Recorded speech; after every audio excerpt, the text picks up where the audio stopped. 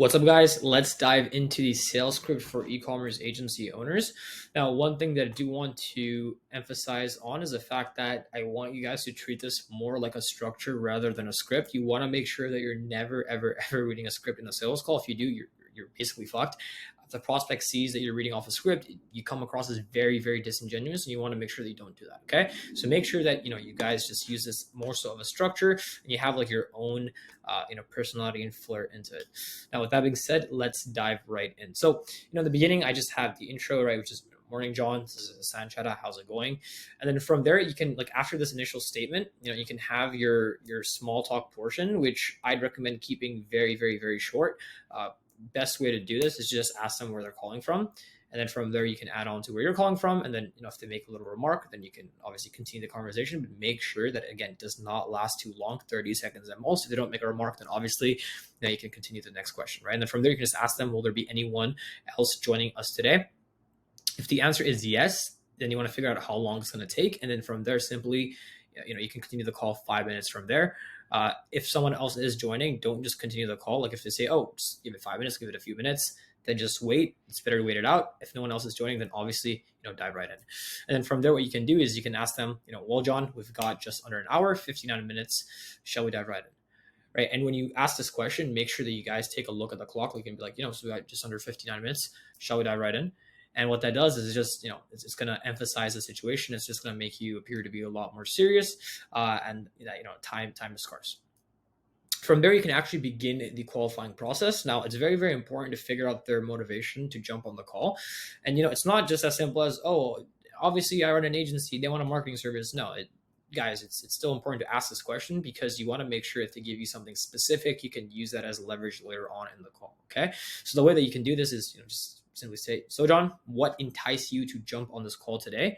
And you can, add a little bit back end information as well. Like, so for example, if you guys used email to reach out, you can be like, so John, obviously we reached out to you via email. What enticed you to jump on this call today? Right. And you're just going to specify it. If it was Facebook Messenger, whatever it was, just add on the fact of where you reached out to them, have a little bit of context on there, and figure out their motivations for jumping on the call with you. Okay. From there, you can simply state, cool. So let's talk ads. What have your advertising efforts specifically looked like for the past 3 months? What kind of returns have you been seeing? Now, in this section, obviously, if you guys are not running ads that don't talk about ads, then just simply talk about their social media presence. If you guys are selling any form of paid traffic, then this is a really good question to ask. You guys want to make sure, though, that you guys are probing as much as possible, like you're getting as much information as possible. So, there's going to be two types of prospects that you guys are going to get on a call with. There's going to be the sophisticated buyer archetype who doesn't really give much information unless he's asked. So you really have to do your due diligence and actually ask them questions to make sure that they're responding and they're giving you long form answers. And the other type of prospect is going to be the type of prospect that doesn't really shut up and they just keep talking. And you want to make sure that if they're giving you information that isn't no longer relevant, you're cutting them off because you want to make sure that the call is structured correctly. Okay. So just make sure that you guys are getting relevant information from the prospect. So, figure out what the past 3 months have looked like. I'll just use, paid traffic as the example here, since it's basically the most popular offer that, most of our customers are running here at clientacquisition.io. From there, you want to figure out, approximately how much they have been spending and how the budget is being allocated. So, you can ask them like, over the past 3 months, what has your budget looked like? Where specifically has it been allocated? Figure that out, and make sure again that they're giving you specific information. Very, very, very important. Okay. Now, if they're going to most likely state a specific platform or multiple platforms that they have been using. So, for example, if you guys are selling TikTok, right, they might state that we've primarily been using Facebook ads for the past 3 months, or they might state that we've been experimenting a little bit on TikTok ads. Ask them why, right? Ask them like, why have you guys been experimenting on TikTok ads? Figure out their motivation for actually jumping on said platform. Very, very important. From there, ask them what their net margins are looking like as well. And ask them if they are currently aware of their break-even ROAS. If they're not aware of their break-even ROAS, then you can go ahead and figure that out later. I'll actually drop a ROAS calculator within the section here. I'll actually attach the link that you guys can use to figure out their break-even ROAS on the actual call. Now, once you guys have actually qualified them and gotten the relevant information that would be like purely logistical, you can then jump into the actual probing process, right? This is very very important. The probing process, guys, is when you guys are actually figuring out their why. The biggest mistake that most agency owners make is they tend to keep it a bit too logistical, where they just figure out like their revenue, their ROAS, and that's it. But it's like anyone can really do that, and that's what most agency owners do anyway. You want to make sure that you actually figure out what their past experiences have looked like, because you want to make sure that you can sell them emotionally as well as logically. Okay, so how can we do this? So in this section here, ask them, right, if they are currently working with an agency, right? So there's two likelihoods here. Number one, which is the most probable, is like they probably aren't, which is why they're on a call with you. But there's often times where they can actually be working with an agency, but they're looking for a replacement because they're not happy. So actually figure out what their current situation looks like. Okay. So if they say, no, like we're not currently working with an agency, ask them, be like, hey, so have you guys actually worked with an agency in the past? Right? If they say no, then obviously just move on. But if they say yes, then ask them, okay, and what did your experience look like with the past agency? Okay, and then from there, they're gonna really, really dive in, and then from there, guys, you can probe so much here. Like your job is to figure out why they are in the current situation they're in, why they are in their current predicament. Okay, so if they had worked with an agency before, guys, chances are they probably didn't really perform well, right? But instead of just saying like, oh, your past agency did not perform well, get them to actually verbally articulate what the actual situation looked like. Okay, so ask them, how long did you work with your past agency? What was the performance like? What were you happy with? What did you like? What did you dislike? What ended? If I may ask, I'm not sure if this is overstepping, but what ended the relationship? Right? I actually get the context. It's going to be so helpful. And also, if they say that we have never worked with an agency, I think I briefly said like move on, don't move on. Like ask them the question and be like, okay, why have you guys never worked with an agency before? What has is there a specific reason as to why you guys decided to not really work with an agency? Like, did you guys work with freelancers? Figure out their motivation, right? No matter which answer they give you, you need context. Context is so important to use as leverage when you guys are actually pitching. Okay. Now, also figure out the good, right? So, what do they value above all else when working with an agency, right? And whatever it is, take note and make a comment. So, I'll give you guys an example here. So, let's just say that you're trying to figure out what the main factor of working with an agency is that they value. So let's just say they say we value communication above all else. They're probably going to be making a comment. It was a huge problem for our last agency as creatives were being sent too late for us to approve. There were massive delays on getting responses to simple questions. Right, this is actually a common hurdle that I've seen that a lot of e-commerce businesses have faced with past agencies. Right, so I just put this as an example. Obviously, you guys are going to be getting multiple examples, but just to give you guys an example of how to reply to the above predicament, you can simply just state, why your communication system is superior to their past experiences.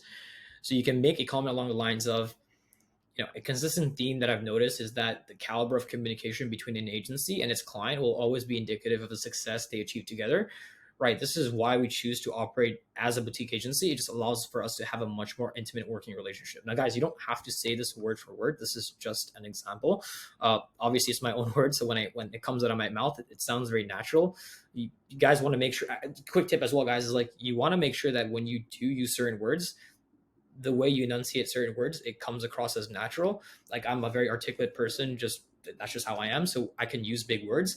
If it sounds weird or odd or just not natural, then don't use these words. You just want to make sure that you guys are iterating a certain idea, right? And that's the idea that you guys value communication or whatever it may be. You guys value that certain aspect that is missing from their working relationship with their past agency, right? This is a chance to basically flex on that factor. From there, what you want to do is you want to ask them what would be the revenue goal for the next quarter. A huge mistake that people make is they're like, oh, what's the revenue goal for the next year, right? It's like that is so far off. Most business owners think in quarters. So a really good question would just be, hey, what would be the revenue goal for the next quarter, right? Especially for e-commerce businesses, because these guys, their logistical issues are much more complicated than a typical agency, right? So for these guys, it's like they have stock issues, they have SKU issues, right? So there's just so many things that they have to think about, right? The factory that they're with, like maybe fulfillment is being delayed. There's so many problems that they have to think about. So you want to make sure that when you are asking them a timeline, it's set by quarter. Okay, so what will be the revenue goal for the next quarter? Once they give you that answer, you want to ask them what would be your ideal solution to get there.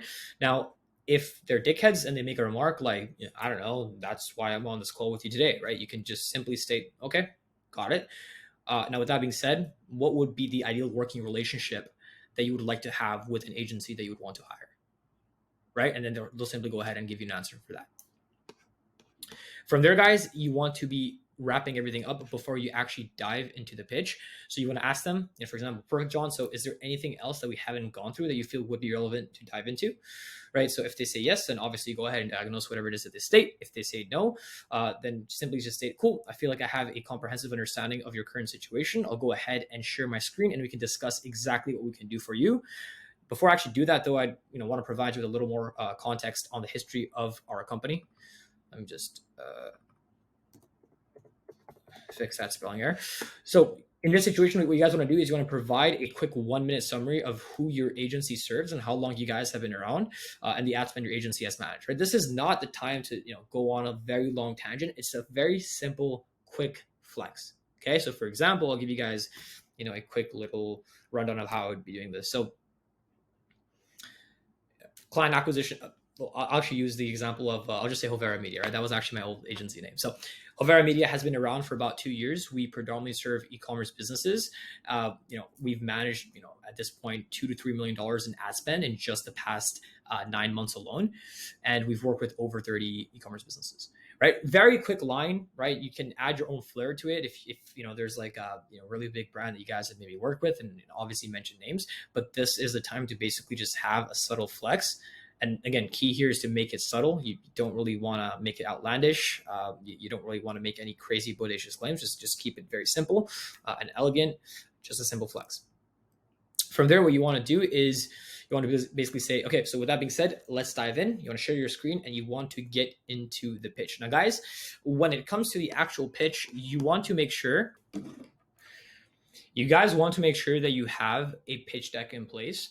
Now, what you want to do is, when it comes to the actual pitch deck, guys, I've done some sales calls reviews, and you can actually check how to have the pitch deck formatted in the past examples. So just go ahead and check that out in terms of how to structure the pitch deck. But you guys want to have a pitch deck in place, and you want to make sure that you're going over certain variables within the pitch deck in order of importance. And again, you guys can find that on the sales call reviews that I've done. You want to make sure that they include important insights on UGC creators. You want to make sure that they mention case studies and they talk about the process on a surface level. You don't want to use the pitch deck to just really, really nerd out and geek out in terms of what your process looks like. And this should more so just be on a surface level in terms of what the working relationship would look like for you guys, expectations, that sort of thing. Okay. Now, you don't want to be going through the entire pitch deck. Right? You want to be saving the entire pricing section, the question section for last. You just want to basically go through from from A to like Y essentially. You want to save Z for last. Now, more so on not showing the entire pitch deck, you want to actually showcase a Lucidchart that illustrates the process itself, right? That's what you want to actually use when it comes to showcasing your systems, and you want to basically segue into that, right? So right after you briefly mentioned the process of what it would look like when they would be working with you, you didn't want to basically show them a Lucidchart that breaks down the exact nuances. And again, you want to make sure that it's not overly nuanced, because one thing that you guys need to understand is if the prospect is not able to keep up with what you're saying, they're never going to buy from you. And because of ego reasons or other reasons, they're simply not going to mention they had no idea what you just said. Okay. So make sure that when you guys are presenting something, it makes sense and it is simplified as much as possible while still maintaining its actual integrity. Okay. Now, once you guys are done showcasing the actual chart, you basically want to say, so John, that about sums up everything. I know this call was long, but I wanted to make sure I did my due diligence by not leaving anything out. If you have any questions about anything, or if something was not clear, I would be more than happy to clarify. Okay. At that point, they're going to probably have their questions. And, from there, you're going to go ahead and clarify everything. Once you have clarified everything, you want to basically ask them to rate the entire process that you have presented from a scale of 1 to 10. Now, when you guys do present this question, you want to make sure that on the back of your mind, the main issue that they were struggling with. So you want to make sure that you have your sales argument in mind. And this is going to depend on prospect to prospect, right? Like some prospects might want to basically, switch to TikTok because they noticed that CPM costs on Facebook are just too high, and they're just not seeing the same returns they used to, like 2-3 years ago. Okay, so because of that, they're looking to basically switch their flagship their flagship advertising platform, right, to perhaps TikTok.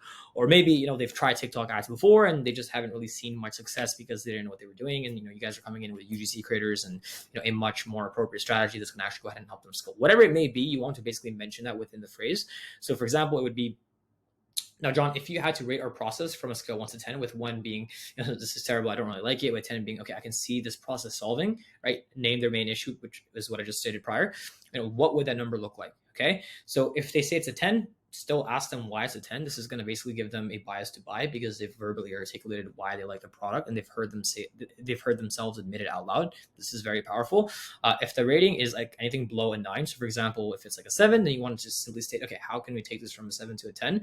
What this is going to do is it's going to actually provide you with the true underlying objection that they had, that they just did not really want to admit, right? And then from there, you can simply just isolate that objection. Now, once the objection has been dealt with, you want to basically ask them the following question, which would be, so John, how can we move forward from here? I see people mess this up all the time where they're like, okay, let's talk price. Okay, so let's talk about the elephant in the room, and that's price. You don't want to do that. You just want the prospect to actually ask for the price, and the best way to do that is to ask them, how can we move forward from here? Okay, it gives you guys the most options. And then from there, 99% of the time, they're always going to ask for the price. They might be like, well, I got to see the price, or obviously the price, or hey, let's see the price, right? So they're going to ask for the price in one form or another. And then from there, you can simply go ahead and present the actual price. Now, another mistake that I see most people make is they will have their tiers and the pricing structures. They're like, which one would you be interested in? Guys, you are the consultant, you are the expert, you are the agency. It's not them. Okay. Your job is to make sure that you can prescribe the actual pricing structure that they need. Right? It's a bit different for us because for us, we have like payment plan options, but it's all the same service. But for you guys, because it's not the same service, right?